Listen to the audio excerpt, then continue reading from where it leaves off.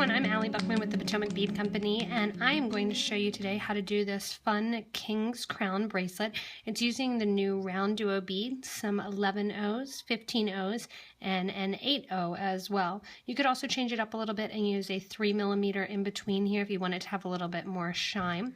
I'm going to be doing mine today with 6 RounDuos, so I'm doing 6 sections here of my King's Crown, and it's a band wrist or a band ring when you're looking at it.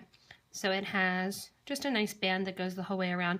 It fits really nicely on the finger and it lays pretty flat when you're working with it. 6 beads and 6 of the RounDuos is going to get you about a 6-inch wrist, or a size 6 ring. If you use 7, you're going to get about a 7, and so on. So you're really not using that many beads because it is a ring, so it's tiny. You could also do this King's Crown ring as a bracelet too if you wanted to. It would be a nice simple bracelet when you're looking at it on the wrist. So I'm going to be using the Crystal Labrador color in the RounDuo beads. My 15O I have is a lime-lined crystal. I have the galvanized apricot gold in my 11 O's to do kind of a gold and silver play. And I have my opaque turquoise green 8O seed beads that I'm going to be using. As far as thread and needle, I have a size 10 English beading needle. If you want to use a 12, you can use that as well. And I have Wildfire in the .006 in a green color because I'm working with the turquoisey green beads. To start out on this ring, what I'm going to be doing is I put on a stop bead onto my thread. The stop bead is just a bead that is not part of your project and is going to go through the thread 2 times away from the tail. I only have about a 2-inch tail because I'm just going to be using that to tie onto. I don't have to add a clasp or anything to that end. To start out, I'm going to be doing the center of the band.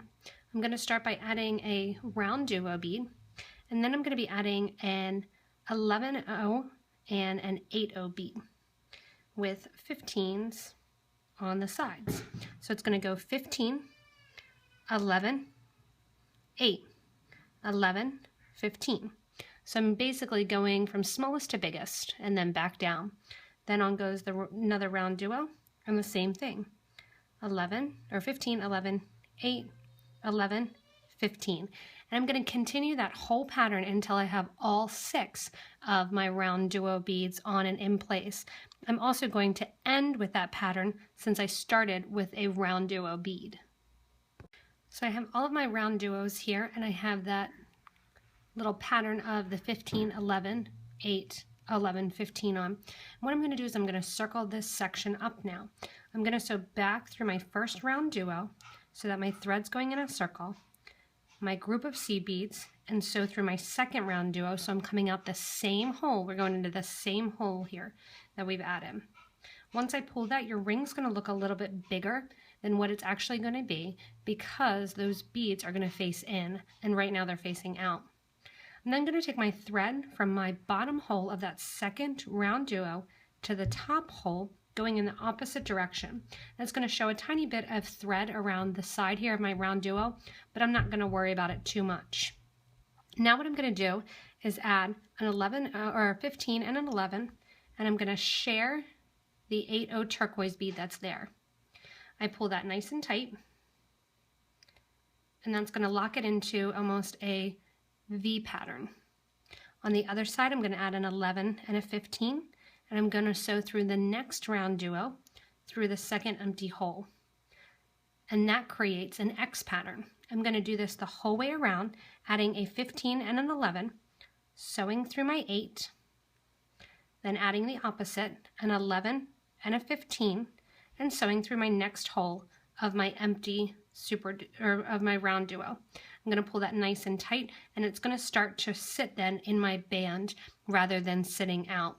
Continue that the whole way around until you get the whole way back to the start. So I'm coming out my last of my 8O seed beads here, my last of my turquoise beads, and I have my 11 and my 15 on.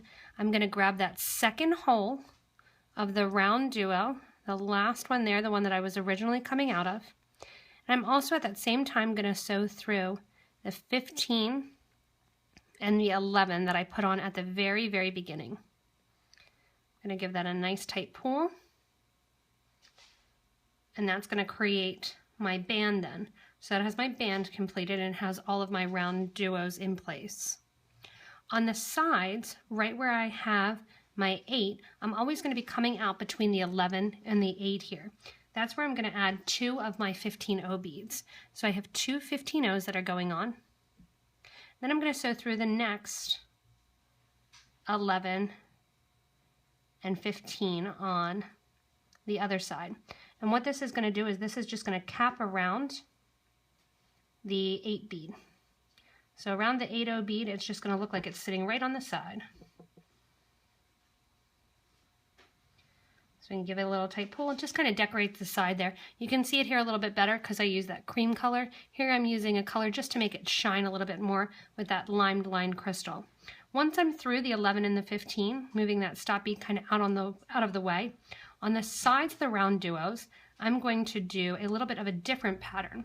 I'm going to put an 11, a 15, an 8, an 11, or a 15 and an 11. So the 11s are going to go on the outside, then the 15s, and then the 8-0. And then I'm going to sew through my next 15 and my next 11, coming out between the 11 and my turquoise 8-0 seed bead. And once I have that, again, I'm going to add 2 of my little 15-0s, sew through the next 11 and 15, pull tight, back to that pattern of 11, 15, 8-0, 15, 11, sew through the next 15 and the 11, and I'm going to come out on the side of an 8-0 bead, and I'm going to add my 2 15-0s.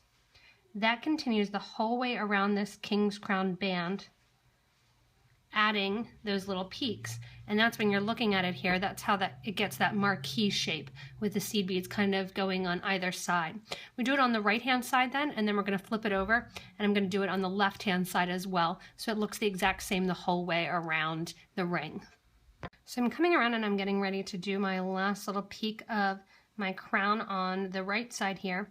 I'm going to go in and add my 11, 15, 8, 15, 11, and I'm going to sew through the 15 and the 11 just like I've been doing. And then I don't need to continue on because that's already finished. Instead, what I'm going to do is I'm going to sew through my 8-0 in the middle. I'm going on a diagonal. I'm going to come out the other side. So I'm going to sew through the 11 and the 15 there on the left-hand side. Once I have that, I pull my thread out. Then I'm actually going to switch it over to the right so that way I can seed bead my right-hand side to make it look the same now as what I've flipped from right to left, adding then the 11, 15, 8, 15, 11, and then my 2 little 15s on the side of my 8-0 seed bead. So I'm getting done my ring. I have my last 2 of my 15-0s to add. And when I add these 15-0s, we're also going to come back and we're going to tie off that stop bead and get rid of the tail. So I'm sewing through my 11, my 15, and I'm also going to sew through my round duo that's there. You might need to sew through the 11 and the 15 first and then hop on to your round duo. Sometimes you're in luck and you can get it right away. But I'm sewing through there, taking my needle back. And what that's going to do is it's going to bring my threads out right next to one another. I'm going to then basically tie a knot. I want to tie the knot on the underside, so I'm going to make sure to take my needle and thread, not knotting anywhere or not doing anything, just through to the back of my band. Once I get rid of my stop bead, I'm going to do the same thing with that thread, forcing it to go to the back of the band. Once I'm back there, I'm just going to tie a square knot and do a little bit of glue because the threads are going to be right next to one another. This forces that thread to the back of the band. Once you're all done with your knotting, you're going to be done with your King's Crown bracelet or ring. Like I said, bracelet-wise, all you're going to do is just keep going and make it longer and attach clasps at the end. If you need to see how to attach clasps at the end, you can check out all of the other videos. I usually use our custom cup buttons in the other videos to do the clasps, and you could do the same thing with this. Here you can see with the rings too, they really stack nicely inside of one another. I have a about 5 3/4 inch or 5 3/4 size ring on my ring finger here. And with that, you can see how they stack exactly inside of one another. So if I would wear these on a different finger too, maybe a middle finger, they would look really cool as stacker rings, or you can also wear them as stacking bracelets. So they're great. This King's Crown band bracelet is great for a stacking ring as well. Have fun making these. They really don't require much materials at all, and really inexpensive materials at that. Just some 8/0s, 15/0s, 11/0s, and just a couple RounDuos depending on your ring size. If you get a chance, you can check out the rest of our YouTube videos. We have tons of new videos featuring these RounDuos as well as our other great products, and we are happy to continue making them. If you have any suggestions and want to see anything, let us know that as well. You can also check out our website, PotomacBeads.com, and you can check our locations pages, visit one of our stores. We'd love to see you in one, help you out with some projects you're working on, give you some great materials like these RounDuos. If you can't get to one of our stores, feel free to place an order online and we're happy to ship to you there. Thanks a lot for watching, and as always, have fun beading and enjoy making these King's Crown rings.